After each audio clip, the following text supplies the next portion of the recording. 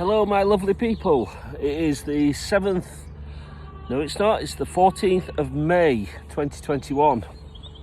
This year's flying by, unbelievable, beautiful sort of spring day, very cloudy, loads of bird sounds, really beautiful here. So we're on the Five Pits Trail. You can find out more information about the Five Pits Trail if you go to Facebook and search for the Friends of the Five Pits Trail. It shows you how beautiful it is. Okay, so I'm going to rattle through this week because we've had a really busy week. So the first thing to say, we had a wonderful meeting with the IAM group, the IAM Road Smart. IAM is the Institute of Advanced Motorists, Road Smart. So they're a training organisation, all about roadcraft, safety, reducing accidents. And we met with their sort of management team, and we're going to be developing a longer term relationship with them. So really exciting, very important organisation. So there's two organisations across the country that do advanced driving, IAM and ROSPA.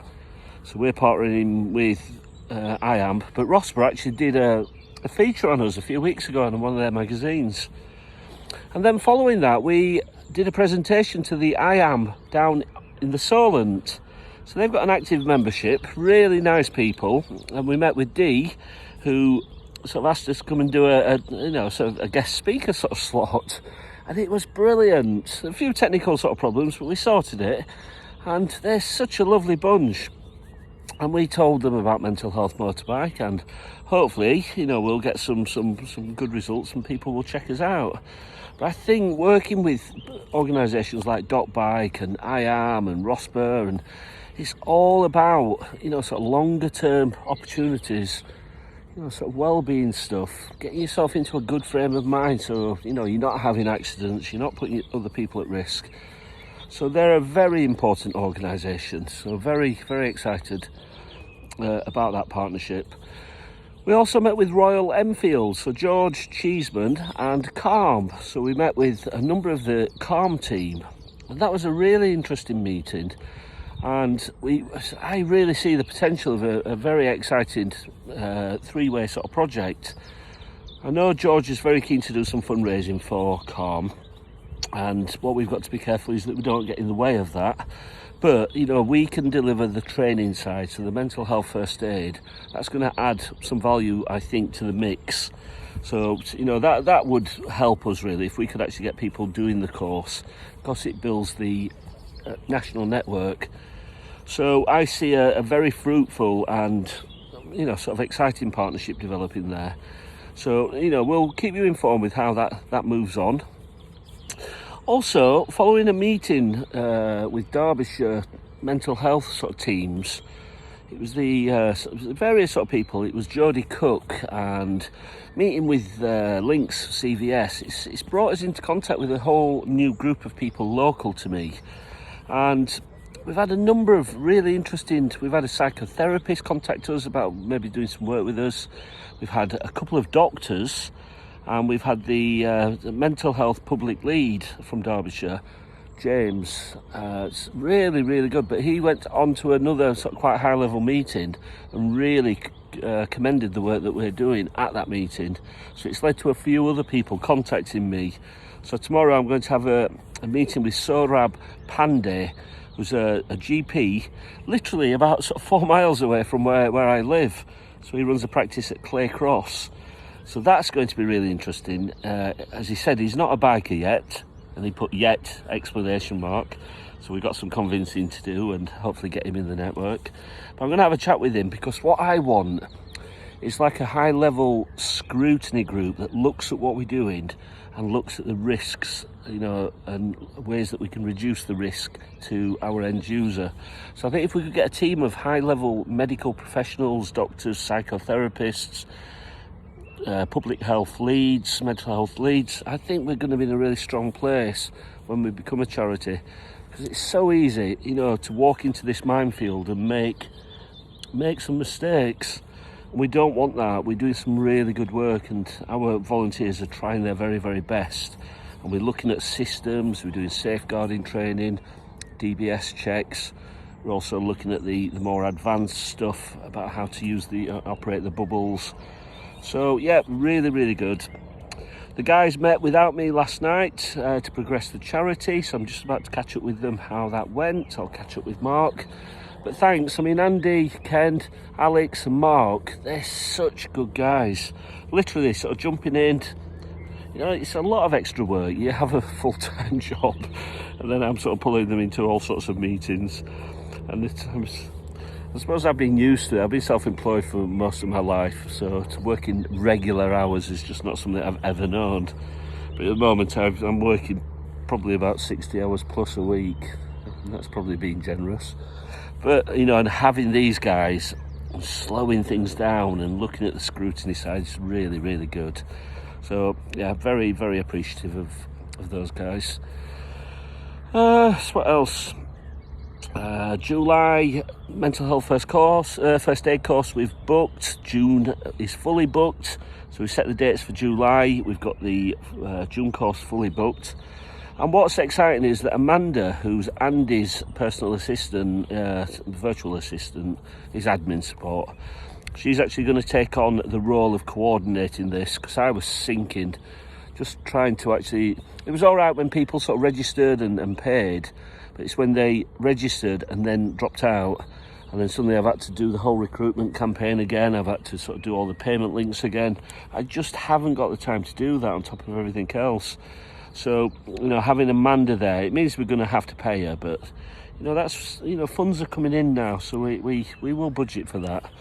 And I think it will just take pressure off me, and it just highlights the need of when we do become a charity, the first person that we are employing is an administrator. We need to find somebody that believes in what we're doing and gets behind us as an administrator, because they are worth the weight in gold. So what else has happened this week? Triumph have absolutely gone to town with the film. They've launched it on their social media, so Triumph GB, absolutely brilliant. And that's, again, thanks to James Copson over at Anatic TV, who put the film together. He's worked with Sarah, Sarah's one of the account managers or directors at Performance Comms, and that's the public relations side of Triumph GB, I think. I'm sorry if I got that wrong, but that's what I understand. So they helped us out with the motorbike for the film. They gave us a bike for the week, and yeah, they've just sort of, it's Mental Health Awareness Week this week, so they've literally been pushing the film, and it's been really interesting, the sorts of things that are coming out. We're noticing that leads are coming from that, so thanks to Triumph. I went down to Donington Park, and eventually I met with Luke and Leah. Really, really pleased to meet them eventually. I've talked to them loads online on Zoom. But, you know, it was a bit of a chaotic day, because it was a full-on confidence building day. So lots of media sort of people from organisations coming down to experience the day themselves and then go away and write about it. So I've got some really nice photos, got some really nice little video clips. So I'm going to do a little article for Leah and Luke Bennett. Yeah, about this confidence course, and hopefully we'll get some of our members signed up for that. It'd be really cool.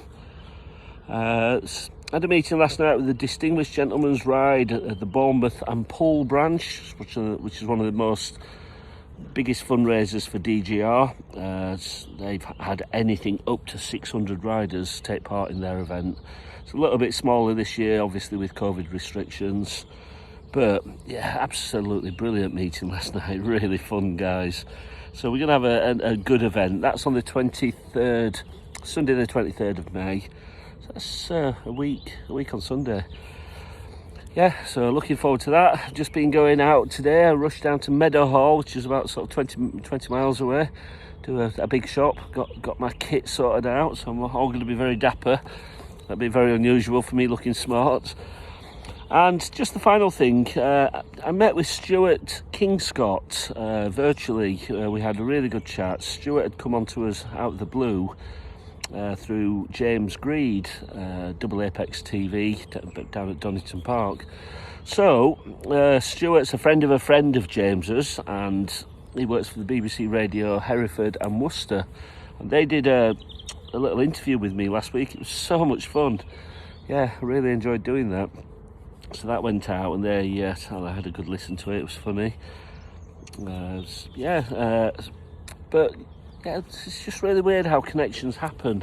We're now on the BBC database, so whether we'll get some more interested about mental health motorbike, we'll wait and see. So that's it. I've talked enough. As you can see, I mean, that's 11 sort of different areas on top of my full-time job. I don't know how Andrew and Trevor, my co-directors, put up with me, because I'm very distant and distracted at the moment. But we also have done a brilliant project this week. It's in my day job with 25 Moroccan women. It's a project called She Power, and it's all about digital media and training people to become journalists. So these are 25 Moroccan women, and they are so fired up, and they are so sparky, and yeah, it's a really cool project. So yeah, lots happening. As always, we're now back out on the roads. I actually did the confidence building day, and then on the way out from Donington Park down to the M1 junction, there was a road traffic accident with two bikers, and yeah, it wasn't very nice, but we got the ambulance out. And it just highlights that people need decent training. You know, it was a stupid mistake he made. Took the corner too wide, ended up on some gravel, skidded, come off the bike, smashed his shoulder and broken various bones as he hit the curb. Low speed accident, but caused a lot of damage. So hopefully he's all right. Ambulance was just arriving, and I was speaking to him throughout. He was conscious. But yeah, it was nice to be able to just stop and give him a bit of support. His best friend was there. He managed to speak to his mother-in-law, and his girlfriend, because he was apparently more worried about picking his children up. Yeah, so stay safe, guys. Have a good weekend, and we'll speak to you soon.